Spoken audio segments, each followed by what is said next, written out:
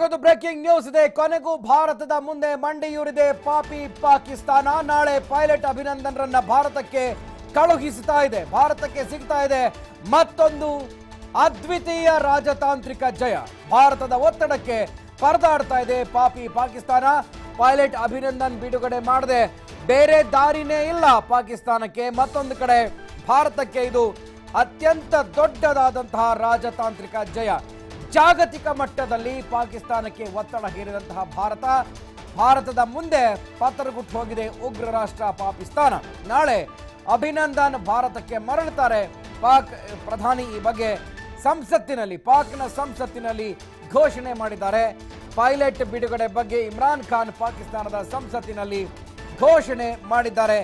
ನಾಳೆ ಪೈಲಟ್ ಅಭಿನಂದನ್ ಭಾರತಕ್ಕೆ ವಾಪಸ್ ಆಗ್ತಾ ಇದ್ದಾರೆ.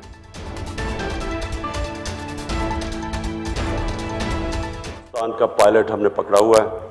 हम एज ए पीस जेस्टर हम उसको कल रिहा करने लगे हैं हिंदुस्तान को.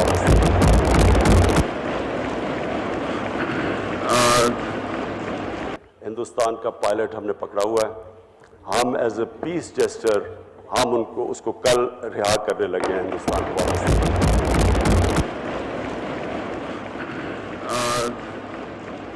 हिंदुस्तान का पायलट हमने पकड़ा हुआ है. हम एज ए पीस जेस्टर हम उसको कल रिहा करने लगे हैं हिंदुस्तान को.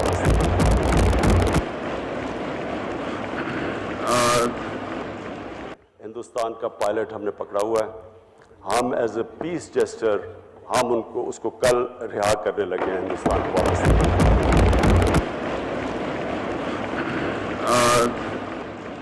हिंदुस्तान का पायलट हमने पकड़ा हुआ है. हम एज ए पीस जेस्टर हम उसको कल रिहा करने लगे हैं हिंदुस्तान को.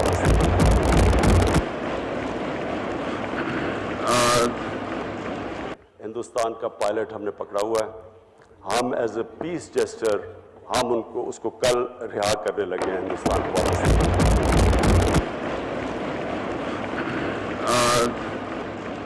हिंदुस्तान का पायलट हमने पकड़ा हुआ है. हम एज ए पीस जेस्टर हम उसको कल रिहा करने लगे हैं हिंदुस्तान को.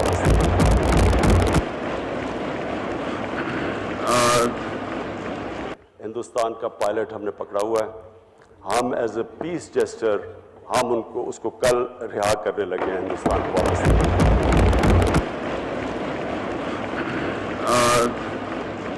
हिंदुस्तान का पायलट हमने पकड़ा हुआ है. हम एज ए पीस जेस्टर हम उसको कल रिहा करने लगे हैं हिंदुस्तान को.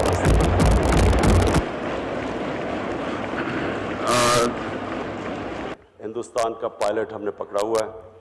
हम एज ए पीस जेस्टर हम उसको कल रिहा करने लगे हैं हिंदुस्तान को.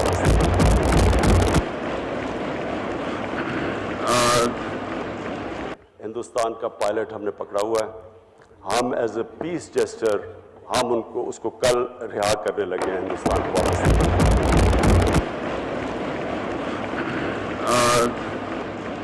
हिंदुस्तान का पायलट हमने पकड़ा हुआ है. हम एज ए पीस जेस्टर हम उसको कल रिहा करने लगे हैं हिंदुस्तान को.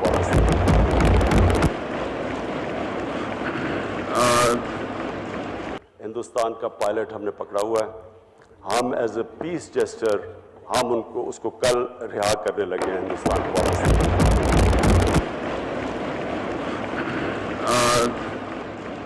हिंदुस्तान का पायलट हमने पकड़ा हुआ है. हम एज ए पीस जेस्टर हम उसको कल रिहा करने लगे हैं हिंदुस्तान को.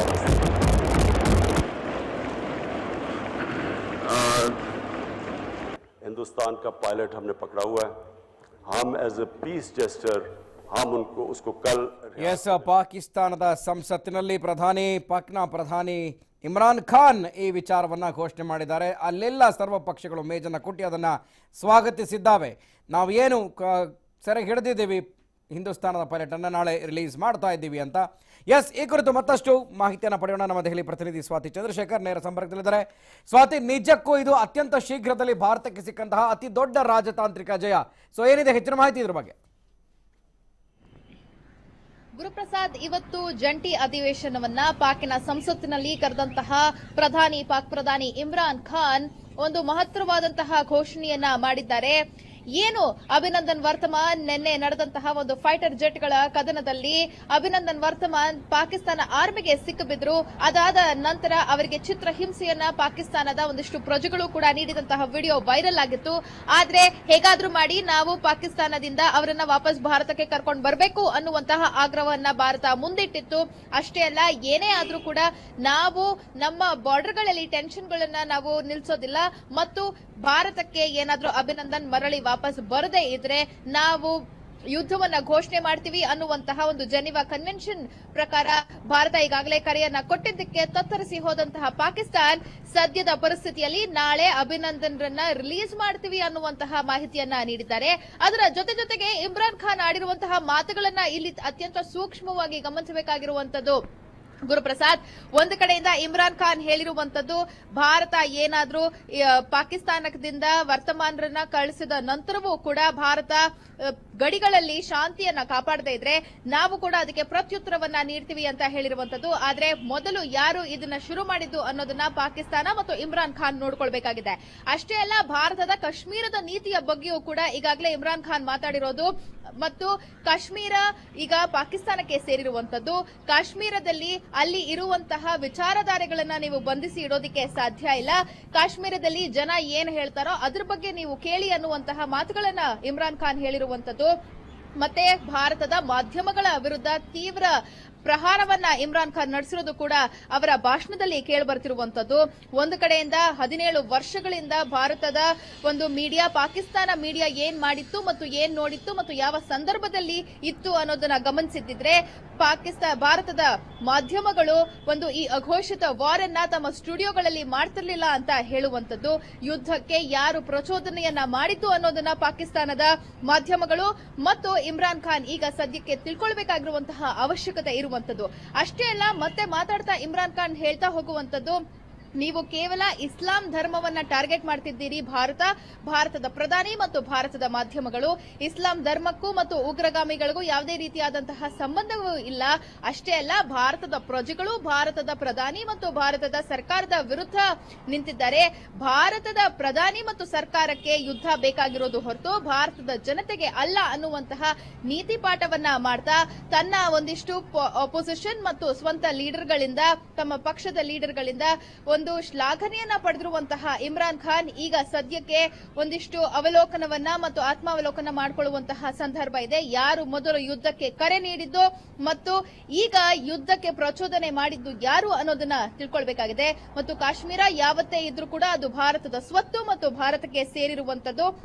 ಕಾಶ್ಮೀರದ ಭಾರತದ ನೀತಿಯ ಬಗ್ಗೆ ಇಮ್ರಾನ್ ಖಾನ್ ಮಾತಾಡುವಂತಹ ಯಾವುದೇ ಹಕ್ಕಿಲ್ಲ ಅನ್ನೋದು ಕೂಡ ತಿಳಿದು ಬರುತ್ತೆ. ಆದ್ರೆ ಈಗ ಈ ಸಂದರ್ಭದಲ್ಲಿ ಬಂದಿರುವಂತಹ ಅತಿ ದೊಡ್ಡ ಖುಷಿಯ ವಿಚಾರ ಏನು ಅಂತಂದ್ರೆ, ಯಾವುದೇ ಒಂದು ಕಾಂಪ್ರಮೈಸ್ಗೆ ಅಥವಾ ಬಾರ್ಟರ್ ಸಿಸ್ಟಮ್ಗೆ ಮಣಿಯದೆ